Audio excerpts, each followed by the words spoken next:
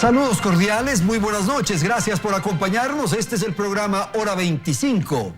El manejo de la economía en el gobierno del presidente Lasso todavía es incierto. Las informaciones y señales no son precisas. Hay mensajes generales, pero es indispensable que se concreten y aterricen las propuestas.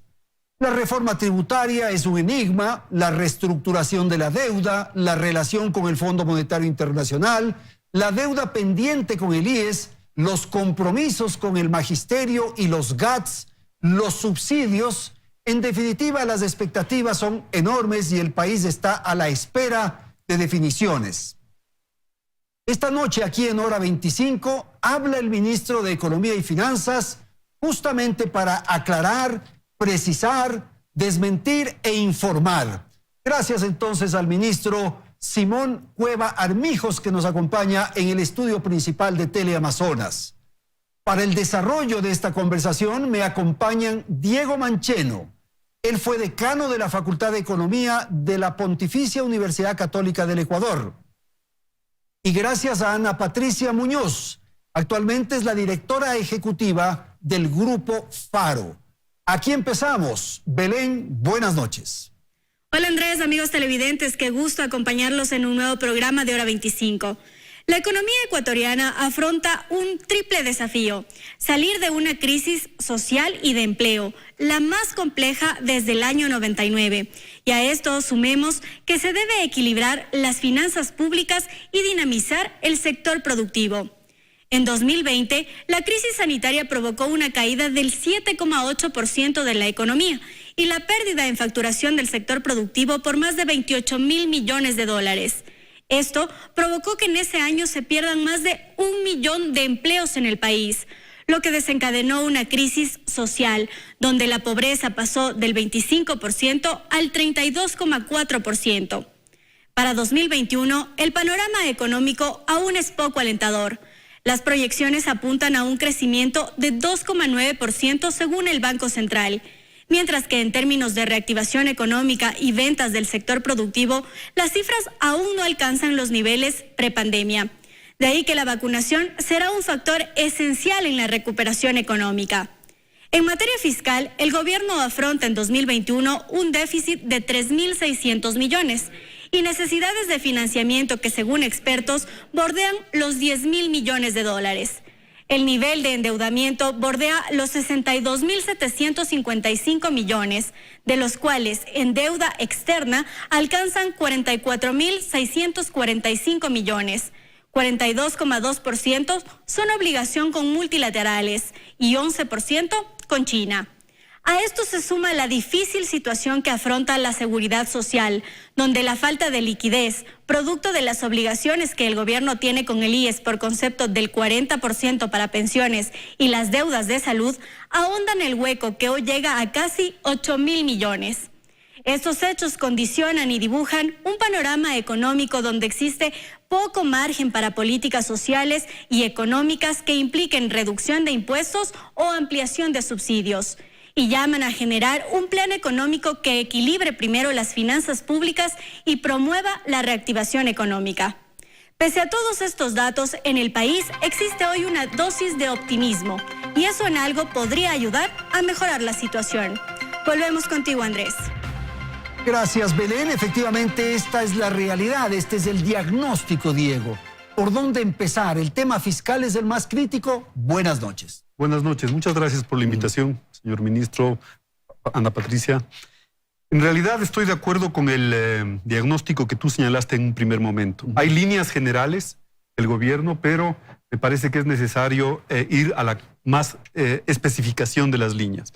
El señor presidente ha anunciado, por ejemplo, liberalización en el contexto de los acuerdos comerciales.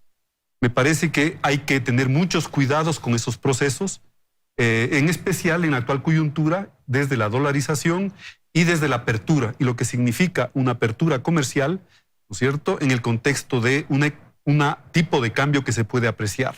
La demanda de importaciones puede generar, la demanda de importaciones puede generar una salida de divisas que encarezca la divisa y le vuelva más difícil la competitividad de la economía. O sea, no abrir por abrir. No abrir por abrir. Hay un segundo punto, perdóname, sí, Andrés. Claro. igualmente tenemos, por ejemplo, ¿no es cierto?, el tema de la apertura y de la extrema generosidad a la inversión extranjera directa. Tampoco es conveniente. Hay que analizarla, ¿no es cierto? Por ejemplo, se ha dicho que la reforma a la ley de hidrocarburos reduce los ingresos fiscales al 12.5% de los excedentes petroleros. Eso implica un porcentaje incluso inferior, o más bien dicho, inferior a todo el promedio de todo este siglo de ingresos fiscales. Y eso le va a poner en aprietos al señor ministro, definitivamente. La apreciación cambiaria baja las exportaciones, te afecta la recaudación tributaria. La exportación minera, habíamos visto, hay un último estudio de Plan B en donde se evidencia que la producción minera no ha parado a pesar de la pandemia. Sin embargo, la recaudación impositiva es muy baja. Entonces, me parece que es necesario trabajar en coordinación con todas las líneas generales de política, pero que estas líneas generales se midan con el prisma de las necesidades fiscales. Gracias, Diego. Esa primera intervención. Ana Patricia, su comentario, su apreciación respecto al diagnóstico. Bueno, la situación del Ecuador continúa siendo muy complicada. De los 8.700 millones de necesidad de financiamiento, ahora ya en la introducción alcanzando los 10.000 millones, es una situación complicada. Pero más allá de la situación fiscal que hay que atender, hay que recordar que el Ecuador no invirtió lo suficiente en la pandemia para atenuar los efectos sociales. Y aquí mencionar dos informes interesantes. Uno, el Observatorio COVID de la CEPAL, que muestra que en términos de acciones de protección social, el Ecuador es de los países que menos implementó durante la pandemia. Y ahora el Banco Mundial tiene un reciente estudio sobre la caída de la clase media en América Latina y muestra que las medidas de mitigación, el alcance en el Ecuador fue del 10%, el más bajo luego de México. Entonces, ese es el contexto complicado, no solo fiscal, sino social. Social, lo que está ocurriendo con las personas. Que sigue ocurriendo y que el señor ministro tiene la gran tarea de atender. En el contexto internacional hay cosas positivas. El incremento del precio del petróleo bordeando los $70, muy superior a lo que estaba presupuestado. Es una buena noticia. Hablaremos luego de los subsidios también, que es la otra cara de la moneda. El crecimiento proyectado de la economía parece que va a ser un poco mayor al 2.8 que inicialmente se pensó, pero hay retos muy grandes. Yo quisiera terminar felicitando al señor ministro de haber tomado esa pausa para preparar una reforma tributaria que realmente tenga los elementos fundamentales que necesita el Ecuador en este momento. Esas son buenas noticias. Esperemos a ver el texto para comentar la profundidad, pero eso es una muy buena señal que nos ha dado el señor ministro. Ok, ministro, tenemos ya bastante material. Buenas noches. ¿Por dónde empezamos? Tal vez por el tema fiscal, si es tan amable, o por lo que ha señalado Diego, en fin, a ver. Andrés, buenas noches. Buenas noches. Un gusto estar acá, un gusto con Diego y con Ana Patricia. Sí, a ver, la situación del Ecuador es compleja, ¿no es cierto? Y es compleja porque es el resultante de dos problemas que se juntaron. Ya venía la economía ecuatoriana con muchas debilidades antes de la pandemia. Venía con débil crecimiento, con una situación fiscal ya desequilibrada. Y la pandemia vino a complicar aún más las cosas, ¿no es cierto? Frenar mucho los ingresos fiscales, ampliar mucho la necesidad de gasto público, porque pese a que efectivamente el Ecuador no tenía muchos ahorros previos y no tenía mucho espacio fiscal para moverse y para apoyar a los sectores más vulnerables en la pandemia, ha habido un esfuerzo importante de ir ampliando el gasto público para los bonos de protección social y esas zonas. Para dar una idea, este rato los bonos cubren a 450.000 más familias, 450.000 familias más que hace un año. ¿No es cierto? Se ha ampliado de manera importante ese asunto. Bien importante porque la pandemia ha afectado sobre todo a los sectores más pobres y vulnerables. Muy claro en el Ecuador y en el resto del mundo que la pandemia ha golpeado mucho a los que viven del día a día, a los informales, ¿no es cierto? Y las diferencias sociales que ya en el Ecuador eran amplias se han agrandado un poquito más. Entonces, en ese contexto complicado, el gobierno tiene la obligación de mirar a mediano plazo. Es un gobierno nuevo, tiene un horizonte de mediano plazo más largo y por ende tiene que diseñar políticas que sean sostenibles en el mediano plazo, que tengan los tres grandes ejes para esta propuesta. Un eje de cómo lograr crecimiento económico sostenido, ¿no es cierto? Porque es la única forma de realmente generar empleo e ingresos de calidad. Un tema de ir hacia mayor equidad fiscal, ¿no es cierto? Mejores equilibrios fiscales, pero con equidad y solidaridad en este contexto. Y un manejo honesto, transparente de las finanzas públicas y del gasto público, en que puede haber habido muchos defectos en el pasado y parte de la obligación es mayor transparencia, mayor control de los gastos públicos y tal. Son tres grandes ejes complejos. Grandes ejes, ¿no es cierto? ¿No es cierto? Ana Patricia, ¿te tranquiliza lo de la propuesta social frente a la pandemia? Me tranquiliza que que en los tres pilares uno sea el de la equidad. Ya. Creo que eso es fundamental. Creo que eso nos lleva ya a conversaciones sobre justicia fiscal, por ejemplo. No son conversaciones fáciles porque de algún lugar tienen que salir los recursos. No todo se soluciona con más crecimiento o más eficiencia. Y en este momento tan complicado para la economía, es bueno saber que uno de los principios rectores va a ser el de la equidad. Eso tiene que verse reflejado ya en las acciones que se tomen. Me alegra escuchar también que sí se han incrementado estas ayudas directas. Lamentablemente no hay datos disponibles a mano donde uno pueda verificar o al menos analizar y reconocer ese incremento, pero hay todavía deudas en ese sentido. Justo mencionábamos antes, por ejemplo, este aporte que ya incluso hubo un decreto ejecutivo del anterior gobierno, que luego me parece se derogó, de aporte a quienes perdieron el empleo, me parece por $200, y dos poblaciones más a tener en cuenta que el señor ministro ha mencionado rápidamente. Okay. Población informal, trabajadores en plataformas. Lo que dijo Diego, ministro, el tema de los acuerdos comerciales, liberalizar y las inversiones, que también no hay que abrir por abrir, por favor. A ver, el Ecuador necesita crecer a mediano plazo bastante más rápido de lo que ha venido creciendo históricamente. Caso contrario, no se va a lograr que se recupere la economía, que se recupere el empleo formal, que vayamos integrando más a la formalidad a esa gran parte de la población que es informal. En el Ecuador, más del 2/3 de la población no tiene un empleo adecuado, es decir, que o es informal o no tiene acceso a protección social adecuada. 31,5% de la población económicamente activa es el único porcentaje que tiene empleo adecuado. Es una proporción muy grande y por esa gente, que en su mayoría son jóvenes y mujeres, hay que trabajar más. Para lograr eso, implica también, lograr ese crecimiento pasa por abrir la economía. ¿No es cierto? El Ecuador es una economía muy pequeña y necesita abrirse al mundo, necesita más Ecuador en el mundo y más mundo en el Ecuador. Lograrlo no es simple, es un proceso gradual. Efectivamente, en la apertura comercial hay que tener siempre cuidado de equilibrar las necesidades y la competitividad de los sectores nacionales frente a esos acuerdos, pero al mismo tiempo esos acuerdos son muy importantes para ayudarnos a todos a mejorar la productividad, a ir generando más crecimiento y más atracción de recursos para acá. Sobre la atractividad de inversiones, este gobierno cree mucho en atraer la inversión privada. Creo que ha habido una década en el Ecuador en que la relación entre inversión pública y privada ha sido desequilibrada. Eso no significa que la inversión privada no deba venir cumpliendo todas las normas, cumpliendo las normas sociales, las normas ambientales, las normas laborales y rescatando las cosas. No se trata de regalar dádivas para que venga la inversión. Sí se trata de atraer la inversión y de dar un entorno de credibilidad en el tiempo, de previsibilidad. Muchos de los inversionistas no buscan tanto impuestos bajos. Lo que buscan es una situación predecible, saber qué va a pasar en los próximos años. Y este gobierno recién empezado tiene esa ventaja, puede ofrecer seriedad en el tiempo, ¿no es cierto? Es un gobierno que ha sido bien visto por los mercados internacionales. La caída del riesgo país, que ha sido bien importante desde la elección del presidente Lasso, muestra eso. Hemos tenido varias señales de inversionistas internacionales con mucho interés en venir en el Ecuador. Y es importante dar el entorno de seriedad, de objetividad y de prudencia para que esos capitales puedan venir, así como para que los ecuatorianos invirtamos más en nuestro país. Ok, gracias, ministro. Por favor, Diego, su opinión de lo que acabamos de escuchar y de los tres elementos que ha formulado en la intervención anterior el ministro Cueva.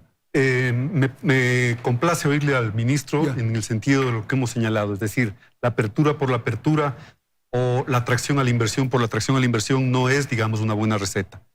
Y me parece que Simón tiene mucha experiencia en eso, es decir, el Ecuador vivió 2 décadas de apertura por apertura y de atracción por la atracción, los 80 y los 90, que finalmente nos llevaron a la crisis financiera y a la dolarización.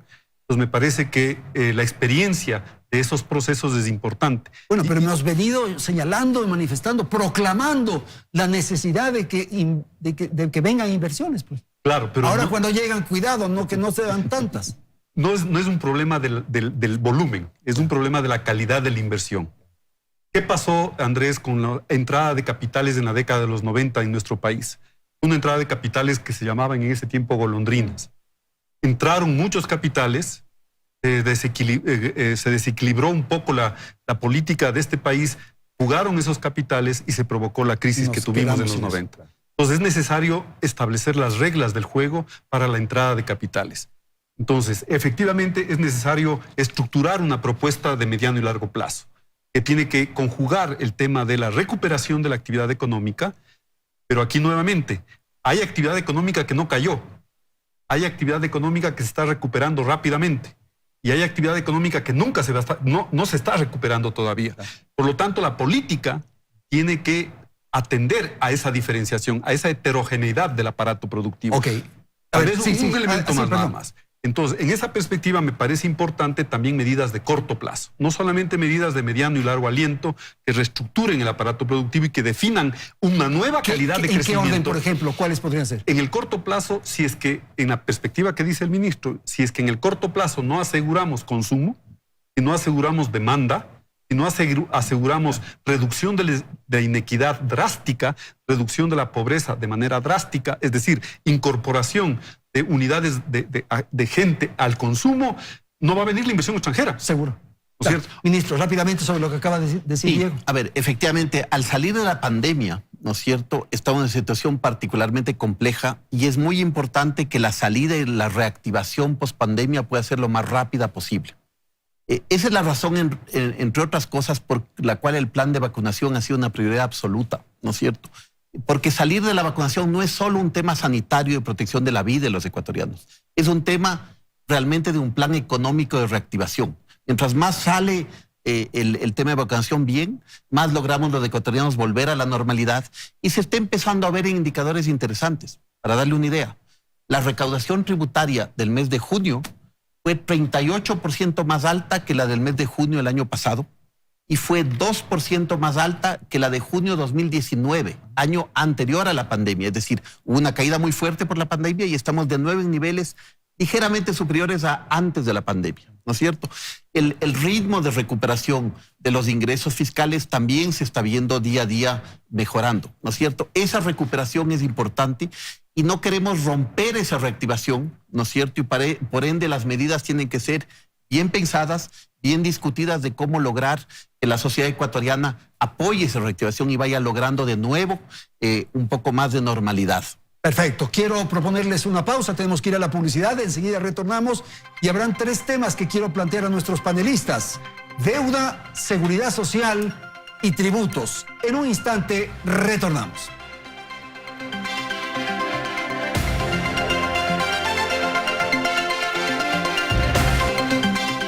Gracias por continuar en nuestra sintonía. Como hemos visto por ahora, las cosas parecerían ir, aunque de forma lenta, mejorando. No obstante, el gobierno tiene varios retos que deberá cumplir a corto, mediano y largo plazo. Incluso le queda un poco más de un mes para presentar el Plan de Desarrollo Nacional, en el cual deberá estar incluido el Plan de Crecimiento Económico. Para conocer cuáles son justamente esos retos que tiene el gobierno de turno, hemos recogido el criterio de algunos expertos en el siguiente reportaje. Les invito a verlo. Si bien el país ya atravesaba una difícil situación económica antes de la pandemia, el virus hizo que la crisis empeore y que nos afecte de una u otra forma a todos. Reducir los índices de pobreza es entonces uno de los retos fundamentales del gobierno de turno. Subió del 25% de la tasa que teníamos en el 2019 a un 32%. Esto significa como 7 puntos porcentuales, pero sobre todo la preocupación es en el área rural, en donde está casi en el 50% el nivel de pobreza, ¿no? Mientras que en el urbano está en el 25%. Y para cambiar estas cifras, dicen los expertos, es necesario que se empiecen a generar fuentes de empleo. En este momento, por ejemplo, la composición de las plazas de trabajo es que de cada 100 plazas de empleo, 92 son generados por el sector privado y 8 por el sector público. Ahí tendríamos que mejorar un poco esas cifras porque en países un poco más equilibrados, más balanceados y sostenibles, debería ser mayor, un poco mayor, a 95, a 96 la cantidad de plazas de empleo. Esperemos que el gobierno de alguna manera haga algún tipo de contratos laborales un poco más flexibles, algo que pueda quitarle el miedo al empresario, al emprendedor de crear empleo. Y solo así se podría garantizar que hay una recuperación con empleo, una recuperación que genere empleo. No es fácil, ¿eh? No es fácil porque llevamos años desincentivando la creación de empleo. Para cubrir justamente esa necesidad de empleo se requiere de inversión, pero Santiago García, presidente del Colegio de Economistas de Pichincha, recalca que no se puede esperar solo de la inversión extranjera. Lo que llama la atención, y soy muy crítico en ese punto, es que las cámaras no asuman su responsabilidad y que el gobierno tiene que ser más directo, tiene que, no solo en el discurso, también en la política económica, decir, a ver, lo primero es lo primero, compromiso del empresariado nacional por invertir. Segundo, ¿qué necesitamos para que la inversión extranjera? Creo que ahí hay pasos importantes.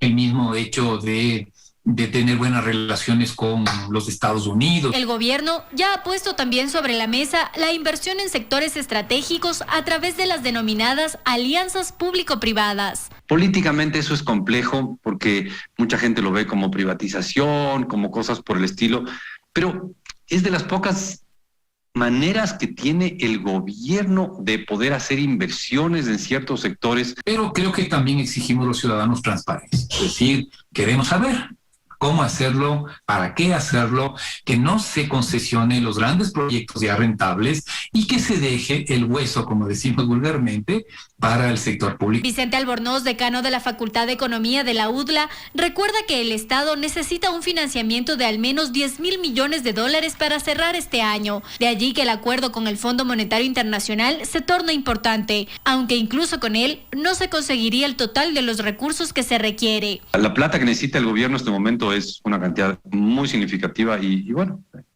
tendrá que ver cómo la consigue y además tenemos que tener claro que cada centavo que consigue de préstamo es un centavo menos que tiene que hacer el ajuste, pero es un centavo más que estamos endeudándonos a pagar a futuro. Así que ahí hay que encontrar un equilibrio que no es fácil. Lo cierto es que el Ecuador deberá buscar las estrategias necesarias para reactivar su economía y sobre todo para volverla sostenible y sustentable en el tiempo.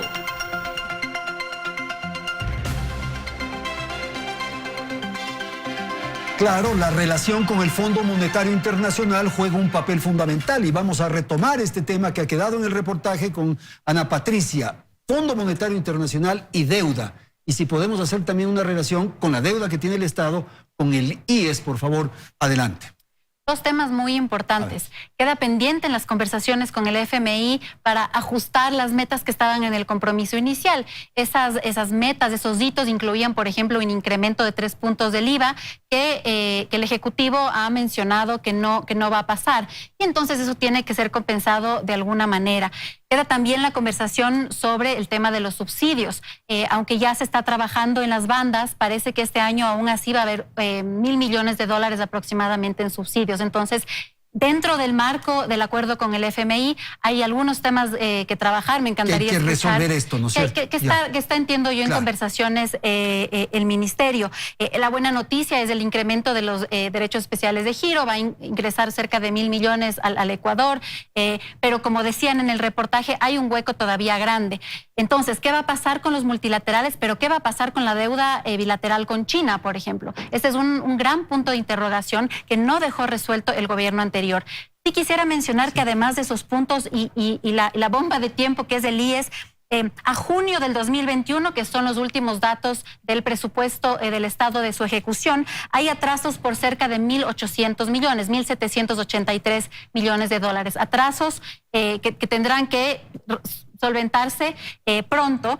Y además de eso, hay reducciones importantes en presupuestos claves, en sectores claves. Por ejemplo, el presupuesto de educación comparado al 2019 se redujo en 959 millones de dólares. Es el sector que más ha caído y este año una reducción adicional del presupuesto inicial al codificado de 182 millones de dólares. Entonces, deuda externa sí, pero también hay que ver cómo va a manejar los atrasos y también los arreglos bilaterales para manejar la deuda externa. Perfecto. Ministro, entonces también tenemos material aquí. Fondo Monetario Internacional. Primera inquietud de Ana Patricia. Y Andrés, Hemos tenido conversaciones muy fructíferas con el Fondo Monetario y con todos los organismos multilaterales, Banco Mundial, BID, CAF, de forma permanente. Tenemos muy buenas relaciones con ellos y parte de la discusión efectivamente es cómo reorientar el acuerdo existente vigente con el Fondo Monetario. Es un acuerdo muy importante para el Ecuador porque abre espacio para financiamiento en buenas condiciones, préstamos de largo plazo con tasas baratas, que este año deberían llegar cerca de 4.500 millones de dólares de esas cuentas. Es un monto muy grande y es el monto que permite al Ecuador financiar muchos de estos proyectos, incluso sociales, incluso de inversión en temas de protección social, etcétera.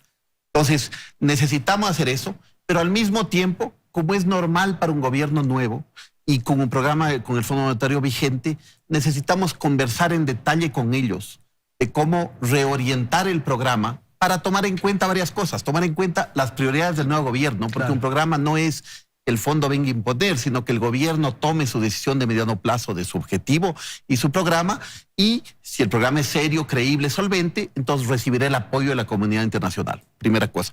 Segundo, porque las condiciones han cambiado desde la última revisión del fondo, que fue en diciembre del año pasado. Y en algún lado han mejorado en cierta medida las condiciones. El mundo está creciendo un poco más rápido, las economías ricas están creciendo ya saliendo de la pandemia, el precio del petróleo se está mejorando, el contexto de recuperación económica empieza a verse y un gobierno más creíble acá y en el extranjero muestra mejores perspectivas de crecimiento económico. Con ese entorno un poquito más favorable, uno puede rediscutir con el Fondo Monetario. Por ejemplo, los impuestos, el IVA. Y buscar, por ejemplo, que el ajuste fiscal, el ritmo de ajuste, se adapte a la situación de la economía ecuatoriana, para que no rompamos de esa reactivación y para que sea dentro de lo que es socialmente factible, dado el impacto que ha tenido la pandemia en todas las familias ecuatorianas, especialmente en los de abajo. Deuda con el IES. Y con el IES hay una deuda histórica, digamos, del Estado ecuatoriano. Hay varios temas técnicos que discutir todavía con el IES para aclarar bien los números y ponerse de acuerdo en un número de deuda. Y hay también, en general, con el IES y con el resto de actores ecuatorianos, con los gobiernos locales, con temas de tesorería, con varias entidades del Estado, teníamos nosotros, entramos al gobierno con alrededor de 2.700 millones de dólares de atrasos con todos esos sectores. Hemos venido trabajando día a día para, pese a la difícil situación fiscal, ir reduciendo poquito a poquito este tema. A la última fecha, hace unos días, esos atrasos son de 1.850 millones de dólares. Es un esfuerzo importante para ir reduciéndose con los gobiernos locales, con el IES, ¿Y lo con del todos IES los no sectores. es alarmante? A ver, separemos un poquito. Preocupa, pero no alarma. El IES tiene un problema estructural muy importante, ¿no es cierto? Estructural de cómo funciona el sistema, de cómo este es un país que, como muchos otros, se ve envejeciendo, y eso implica dificultades para la sostenibilidad del IES a mediano plazo. Y además la pandemia ha afectado mucho empleos formales, por lo tanto ingresos para el IES, claro, que típicamente vienen de esos empleos. Entonces el IES sí tiene una situación que hay que mirarla de frente, que hay que verla conjuntamente. Ha habido varios estudios recientes que muestran la delicada situación del IES, pero el IES es muy importante para todos los ecuatorianos, ¿no es cierto? Y por lo tanto implica un buen diagnóstico, compartir con la sociedad la situación, para juntos, entre todos, buscar soluciones que sean sanas para el mediano plazo. Perfecto. Este gobierno no cree en cosas no anunciadas, cree en discusión, cree en el encuentro, cree en el diálogo para ir logrando soluciones razonables para el bien común. El último punto de Ana Patricia, deuda con la China. Y con China tenemos una relación que no solo se limita a la deuda, se limita a muchos campos importantes para la economía ecuatoriana, ¿no es cierto? Para poner varios ejemplos. La China es uno de los destinos principales de grandes exportaciones ecuatorianas como el camarón o el banano. La China es el país con quien mejor hemos trabajado en estos tiempos para traer vacunas, ¿no es cierto? Nos han ayudado mucho en el plan de vacunación, que se ha acelerado mucho, que está logrando muchos resultados y tal. Y tenemos grandes relaciones con China por ese lado. Al mismo tiempo, hay temas de deuda importantes, históricos, que hay que discutir con ellos. Hay temas, por ejemplo, de la flota pesquera. Hay muchos temas asociados con China. Y la relación con China debe ser una relación integral. No solo mirar de la deuda, sino mirar de un tema más integral y ponerse de acuerdo en ese sentido. Hemos tenido ya primero acercamientos con los altos personeros chinos. El propio presidente ha conversado con el presidente de China. y tenemos mucha apertura para discutir abiertamente estos temas y logrando temas de consenso que nos ayuden a ambos países. Diego, reactivación, que es un poco el tema del momento, estos asuntos que hemos tratado, y transparencia, por favor. Perfecto. La reactivación debe tener apellido, Andrés. Ya. La reactivación no puede ser la reactivación en términos generales. La reactivación debe tener apellido, más aún cuando Ana Patricia nos da cuenta de recortes en educación y la necesidad y los requerimientos de salud. La inequidad con la que sale el Ecuador de la pandemia exige que esa recuperación tenga apellido. Es decir, el enfoque de la política económica debe tener El objetivos apellido claros. es lo social, dice. Lo social, Lo social. lo social, definitivamente. Primer elemento. Segundo elemento, me parece correctísimo y aplaudo el hecho de que se sienten a renegociar la carta. Es imprescindible. Esa carta era incumplible. Es decir, a mí me parece que esa carta de intención no tenía ni pies ni cabeza en términos del compromiso que tenía que asumir el país. Tasas de, bueno, podíamos entrar a analizar todos los elementos que tenía esa carta que eran incumplibles por parte del Ecuador, y me parece esencial y fundamental que el ministro efectivamente dé paso a un proceso de renegociación de esa carta con las condiciones y nuevas que usted ha señalado, ministro. Un segundo elemento que me parece que es importantísimo y tiene que ver con lo que tú señalas, Andrés, es el tema de la transparencia. Hay ahí deuda todavía, y transparencia en el problema de la deuda. Transparencia de esos pagos anticipados de deuda que realizó el anterior gobierno y el ministro anterior a Pozo. Es decir, eso no se ha aclarado todavía, y eso costó vidas en los hechos, en el trade-off, como decimos los economistas. ¿No es cierto? Un pago anticipado de deuda que no se aclaró por qué se pagó anticipadamente la deuda. No se tiene claro los contratos los contratos de construcción de las hidroeléctricas que se realizaron con deuda. Es necesario transparentar esos contratos. Es necesario transparentar todo lo que tiene que ver con la industria hidrocarburífera. Es decir, importaciones, exportaciones, ventas anticipadas de petróleo.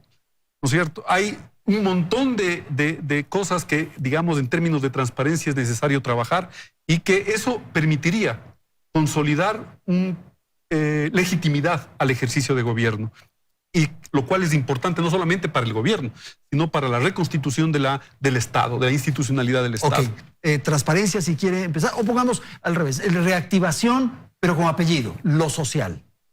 Sí, a ver, es bien importante. Efectivamente, la pandemia, como yo decía, ha afectado mucho a los sectores de abajo, a los sectores que viven el día a día. Y por lo tanto es natural que los recursos escasos que tiene el Estado se destinen en prioridad a temas prioritarios desde el punto de vista social. Salud, la pandemia, las vacunas. Nos hemos preocupado de que no falte un centavo para el plan de vacunación ni para la importación de vacunas, y que eso pueda avanzar rápidamente. Eso obviamente es prioritario. La atención en primera línea en salud. Educación. Quisiera señalar en educación que efectivamente la pandemia también ha traído con sí menos gastos de educación, en parte por el tema de estar en casa y tal. Pero que conforme la economía se recupera, parte de la obligación del Estado va a ser tener más egresos precisamente para el regreso a clases. También, por ejemplo, Andrés, porque hay muchas escuelas que han estado paralizadas durante 1 año y medio y que están en estado muy malo. Que no están en buenas condiciones. Que destinar recursos a mantenimiento de escuelas, etc. Segundo tema. Tercer tema, bonos de protección social. Mantener niveles adecuados de bonos para que el día a día de las familias más pobres pueda ser un poquito menos angustioso. Y un cuarto tema, que el gobierno ha puesto mucho énfasis común en sus prioridades: desnutrición infantil. La desnutrición infantil es un aspecto casi vergonzoso para el Ecuador. Tener 25% o más de desnutrición infantil en niños menores a 5 años y niveles mucho más altos de zonas rurales no es un nivel aceptable para el Ecuador. 56%. Somos el segundo país con los peores índices en el continente. No es sano, y el gobierno ha decidido que esa sea una prioridad esencial y que vayamos avanzando para juntos con el sector privado también, porque hay unos acuerdos interesantes con el sector privado y con todos los multilaterales y la cooperación internacional, trabajar en ese tema que debería ser un tema de consenso para todos. Creo que es difícil que algún ecuatoriano se oponga a que trabajemos en el fondo a mejorar la desnutrición, porque esa es una causa de origen de inequidad de oportunidades desde el nacimiento casi, o desde el comienzo de la vida de las personas. No es aceptable para el país, y por lo tanto es sano que esos temas sociales estén efectivamente en el corazón de lo que hay que hacer. ¿Eso qué significa en contraparte? Que si hay que destinar muchos recursos a esos sectores, quizás haya otros sectores que no sean tan prioritarios o en los cuales la coparticipación con el sector privado permita financiar desarrollos. Estoy pensando en obra pública, estoy pensando en petróleo, en energía, en minería, en sectores en los cuales las alianzas público-privada y compartir los esfuerzos puede ayudar al gobierno a priorizar sus recursos donde realmente es más importante, que son los sectores sociales. Transparencia, ministro. Transparencia es muy importante, ¿no es cierto? Venimos de una historia en este país con muchos temas de corrupción, muchos temas de falta de transparencia. En finanzas hemos venido trabajando en algunos de estos temas, estamos comprometidos en ir mejorando la transparencia. En el mes de agosto vamos a publicar finalmente una revisión histórica de las cifras fiscales que se ha venido trabajando técnicamente que fue un problema en meses y años anteriores, ¿no es cierto? Estamos trabajando en paralelo en toda la página de la presentación de la deuda pública para tener un boletín renovado de deuda pública que tenga más detalles y que la página web sea más asequible y con mejor información. Así como hemos hecho en el plan de vacunación, ¿no es cierto? Ahora cada quien puede directamente en la web ver cuántos ecuatorianos se han vacunado el día de ayer, cómo van avanzando, cuántas dosis quedan, cuántas están pendientes, qué stock hay, cuándo llegan. Así como es eso, tenemos que trabajar en muchos otros aspectos para fortalecer la transparencia. En el sector de hidrocarburos, el Ecuador es firmante de la EITI, que es la Iniciativa de Transparencia en materia de energía y hidrocarburos, y queremos trabajar ahí también para ir fortaleciendo esos temas. Y en materia de deuda pública, efectivamente, aparte de todo eso, hay todo un trabajo de fortalecer el sistema de deuda pública. Hasta ahora se ha emitido mucha deuda doméstica en condiciones muy variables. Emito un bono de este y un bono del otro con cierta tasa, con otra tasa todos los días.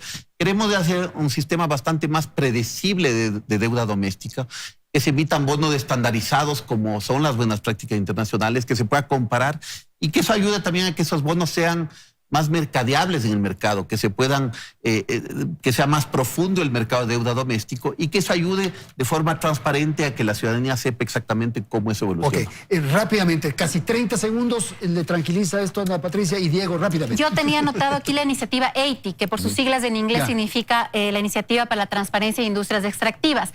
¿Y por qué la tenía anotado? Es porque el Grupo Faro es parte del grupo núcleo que promueve esto. ¿Y por qué lo menciono? Es porque se habla mucho de las alianzas público-privadas. También tenemos que pensar en las alianzas público-sociales y el rol que ejerce la sociedad civil en la transparencia. El último punto específico que también tengo aquí es el Open Budget Index, el índice de presupuesto abierto que el Grupo Faro lo realiza para el Ecuador. Hay más de 180 países en el mundo y hay muchas oportunidades de mejora. La última calificación que hicimos con los 180 países para niveles de transparencia en COVID... Va en la línea de lo del ministro, ¿no? Pero digamos, no estamos bien. Entonces, me alegra escuchar que hay interés, porque hay muchas oportunidades de mejora y desde la sociedad civil estamos no solo apoyando, sino midiendo para ver si esas iniciativas se cumplen. Diego, ayúdame, rapidito. Rapidito, me parece que es necesario trabajar por el lado de los ingresos también, ministro, y aquí me parece que hay que acoger la recomendación del fondo. El impuesto al patrimonio por una sola vez hay que pensarlo, hay que revisar, hay que ver los pros, los contra y hay que estudiar la posibilidad de introducir ese impuesto, porque si no, señor ministro, la apertura no nos va necesariamente a generar recursos en el corto plazo o recursos estables. Es necesario tener cuidado con eso, como se empezó señalando.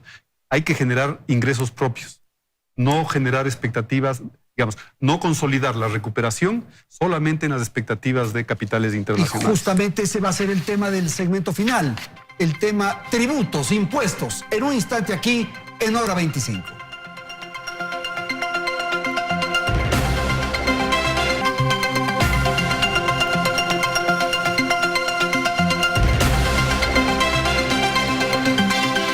Este segmento, el final del programa, muy corto por cierto, lo vamos a destinar para el asunto tributos, recogiendo la insinuación de Diego en el segmento anterior. ¿Qué hacer con los ingresos? ¿Cómo resolver la posibilidad de que el sector público tenga dinero para enfrentar sus tareas? Ministro, en el tema tributario, ¿qué nos puede informar? A ver, Andrés, en la parte de lograr estabilización fiscal, eso tiene que venir de tres patas que vayan juntas, ¿no es cierto? La una es la recuperación económica, porque eso está ayudando a recuperar los ingresos. ¿no es cierto? Y eso también reduce en cierta medida, conforme la situación esté mejor del empleo, la necesidad de ciertas transferencias sociales. Primer lado. Segundo lado, un control austero del gasto público. Nuestra obligación en este rato en que no hay plata es asegurarnos que cada centavo realmente sirve donde debe servir y no se desperdicie en otras cosas. Eso toma tiempo en algunos casos y en otros se puede hacer rápidamente y hay que hacer una combinación de ambos. Y el tercero es efectivamente buscar mecanismos para incrementar los ingresos tributarios. Y ahí hay también varias formas de hacerlo. La primera es asegurarnos que todos los ecuatorianos paguemos los impuestos que debemos pagar, ni más ni menos. Asegurarnos que se cumpla y que se controle la evasión y la elusión fiscal. Y se han dado varios pasos en ese sentido. El SRI ya tiene firmado un acuerdo de intercambio tributario con los Estados Unidos. Está en el plan de otra iniciativa que se llama CAM, en que se tiene acuerdos de información con 137 jurisdicciones a nivel mundial, incluido bastantes paraísos fiscales. Y todo eso va a ayudar a controlar adecuadamente que el pago de impuestos sea el que tiene que ser. También se ha creado en el SRI una unidad de grandes contribuyentes siguiendo buenas prácticas internacionales y con apoyo y cooperación internacional, y se ha empezado a hacer esfuerzos importantes de recuperación. En lo que va del año, el SRI ha recuperado $410 millones por acciones de cobro y ha incrementado la recaudación por procesos de control $237 millones más. Entonces, está trabajando de verdad en ese tema, sin perdonar a nadie, sin atacar a nadie, con toda la neutralidad que debe ser y que todos paguen. Y luego de eso, independientemente de eso, efectivamente es posible que haya la necesidad de tener algún tipo de apoyo adicional, de contribución adicional de la ciudadanía para ir fortaleciendo la situación creando nuevos fiscal. impuestos. Más que creando nuevos impuestos, o incrementando primero controlando mucho lo que se llama temas de ilusión o de gasto tributario. En el Ecuador hay un gasto tributario alto, el gasto tributario es lo que el Estado deja de recibir porque hay exenciones o formas de evadir o de declarar distintos. Que se filtra ahí. Sí. Parte de eso es controlar esos temas, asegurarnos que enfrentemos esos temas, pero siempre con una regla. Dado el COVID, dada la inequidad de entrada, dada la complicada situación solidaria en el Ecuador, no vamos a topar a los de abajo, ¿no es cierto? Las medidas que se tomen serán para los de arriba de la pirámide, que son quienes en el contexto de la pandemia y pese a las dificultades han tenido más posibilidades de ahorrar, de mantener o de tener patrimonios más interesantes. Y esos sectores tienen que en estos momentos difíciles de contribuir con la sociedad ecuatoriana porque el COVID es una situación muy difícil y tenemos que ayudar en ese sentido. Yo no quiero adelantarme al detalle de la reforma porque la estamos trabajando seriamente. Pero la van a presentar ¿qué? ¿En 2 semanas, en 3 semanas? Deberíamos presentar el tema para discusión con el país otra vez. Lo va a poner a discusión la del vamos país. a discutir, vamos antes a explicar los temas antes de ir al Parlamento, probablemente entre agosto y septiembre, en ese rango de meses, ¿no es cierto? En paralelo estamos trabajando con el Fondo Monetario, con toda la cooperación internacional para asegurarnos que las cifras fiscales tengan financiamiento de largo plazo de buena calidad. ¿Por qué? El déficit fiscal, su contraparte, su espejo es la deuda. Mientras más déficit tengo, más acumulo deuda. Claro. Pero ese déficit fiscal, que es inevitable a corto plazo, no se puede eliminarlo porque estrangularíamos a la economía si lo haríamos, necesita financiarse de forma ordenada con recursos baratos, con recursos que no sean demasiado onerosos para el país para que la deuda no explote. Y tenemos, por lo tanto, que asegurarnos que el ritmo de reducción fiscal, de mejora de la situación fiscal, vaya asociado con un financiamiento ordenado, predecible y en buenas condiciones. Y eso implica un montón de temas de trabajo técnico. También implica este año, acuérdense, Andrés, tenemos un presupuesto que presentar para el año 2021, 90 días después de posicionar al gobierno. Un presupuesto para el año 2022 en el mes de octubre, noviembre. Un plan nacional de desarrollo con las prioridades del nuevo gobierno y un plan de inversiones que esté acorde a todo esto. Entonces son muchas piezas de un Lego que estamos armando. Y armar un Lego bien toma un poquito de tiempo. Y es más sano hacerlo bien que acelerarse y hacer algo indebidamente. Usted aspiraba a otras reformas tributarias más dramáticas, más complejas. A mí me parece que el ministro ha insinuado algunas cosas que me parece que son importantes a considerar, ¿no? El hecho de considerar la distribución del ingreso en el país actualmente y sobre la base de esa distribución generar una propuesta de reforma tributaria. Lo que se ha hablado, inclusive el fondo ha recomendado impuestos al patrimonio por una sola vez. Me parece que eso podría ser inclusive importante en términos de un mensaje, posiblemente no importante en términos del monto, pero sí importante en términos ¿Es un tema que ustedes lo analizan? del símbolo. ¿Impuesto al patrimonio? Nosotros estamos analizando muchas opciones. Entre esos también. Y como digo yo, no quiero adelantarme al detalle de los temas, pero estamos analizando efectivamente un tema grande en su conjunto para ver cómo se va combinando todos estos aspectos y tener algo que sea justo, que sea solidario y que permita ir mejorando la situación fiscal. Pero el ministro señaló una cosa que me parece que es importantísima y que va en contraposición a algo que se señaló por parte de los entrevistados, que tiene que ver con la generación de empleo y de la calidad de empleo. Si yo fundamento la reactivación en la precarización laboral, las recaudaciones tributarias no van a venir por el lado de la recaudación laboral ni del lado de los ingresos. ¿No es cierto? Es necesario plantearse una recuperación que también implique recuperación de los ingresos de los trabajadores. Bueno, pero si tengo trabajo, yo tengo capacidad de consumo, pues. Lo que pasa es que el impuesto a la renta estamos hablando. Para el impuesto a la renta. Para el impuesto a la renta, claro. Que IVA y renta son los más importantes de las recaudaciones fiscales. Y lo importante es entonces generar empleo de calidad, generar empleo que permita efectivamente una recuperación en los niveles de ingreso, que a su vez, ¿no es cierto?, generen ingresos suficientes al fisco por el lado del, muy bien tú lo señalaste, IVA por el lado del consumo y renta por el lado del ingreso. ¿Y en esa línea van las reformas laborales? A ver, sobre el tema laboral, en un país en que 2/3 de la población es informal y no tiene protección social adecuada, hay que buscar formas de ayudar a esa población, que es la parte más pobre de la población, a ir logrando mayor protección social, ¿no es cierto? No es sano que esa población no tenga ningún tipo de acceso a la protección social. Entonces, el tema laboral debe tomar en cuenta los empleos actuales vigentes, ¿no es cierto? Pero también debe tomar en cuenta cómo lograr mecanismos algo más flexibles para que esa población que este rato está fuera de la informalidad se vaya formalizando y vaya logrando mayor protección, ¿no es cierto? Entonces, ese equilibrio es un equilibrio que hay que trabajarlo en detalle, pero que debe lograr esa combinación. No podemos dejar de lado a 2/3 de la población, y me parece a mí que esa población de 2/3 que son informales, mujeres, jóvenes, han tenido muy poca voz en el proceso de diálogo y de participación. Seguro. En ese sentido. Ana Patricia. Varias cosas ahí. Primero, para ponerles cifras y contexto a lo que ya se mencionaba en términos de inequidad. El 1% de las familias o personas que tienen más ingresos acapara el 30% de los ingresos en América Latina. Y Ecuador es uno de los países más inequitativos, entonces esta distribución es algo así. Entonces, y esto es prepandemia, y la CEPAL dice que el Ecuador va a incrementar la desigualdad más rápido que los demás países en América Latina. Entonces, hay que trabajar en esa curva, ¿no es cierto?, de forma estructural.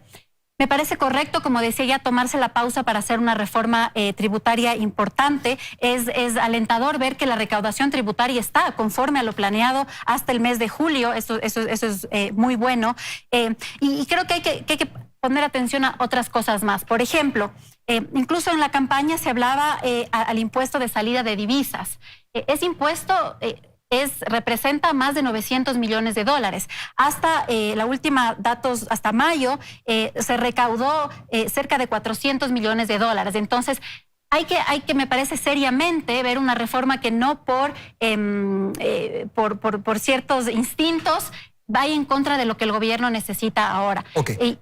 La última cifra en cuanto a gastos tributarios, que es lo que deja de recibir el Estado, representan 5.2% del PIB, más de lo que se invierte en educación. Casi un mensaje final, ministro, por favor. Sí, sobre el gasto tributario muy rápidamente, efectivamente hay que atacarlo. No significa que todo hay que toparlo, porque dentro del gasto tributario, para darle un ejemplo, está el IVA a los productos de primera necesidad, que esté en IVA cero. No tiene sentido alguno topar este rato ese tema, ¿no es cierto? Entonces, para decir, hay que mirar bien al detalle los temas unos y otros. Pero yo lo que quisiera decir es que este gobierno tiene mucha apertura para discutir soluciones de mediano plazo con toda la sociedad, con los distintos sectores de la sociedad. Y creo que en un momento tan complicado para el país, luego de una pandemia tan dura, con una crisis tan fuerte como no se había visto en un siglo, necesitamos juntos arrimar el hombro para sacar juntos a esta situación. Se ha habido primeros momentos bien positivos, el plan de vacunación está bastante bien, el entorno yo creo es bastante más oxigenado en la política nacional, hay bastante apertura en muchos sectores y hay que aprovechar esto juntos para ir logrando que el Ecuador crezca de forma sostenible, de forma ambientalmente positiva y de forma socialmente responsable y solidaria. Perfecto, con este mensaje terminamos. Muchísimas gracias a nuestros panelistas, muchísimas gracias al ministro, felicidades a nuestra audiencia. Hasta el próximo domingo. Teleamazonas presentó Hora 25 con el auspicio de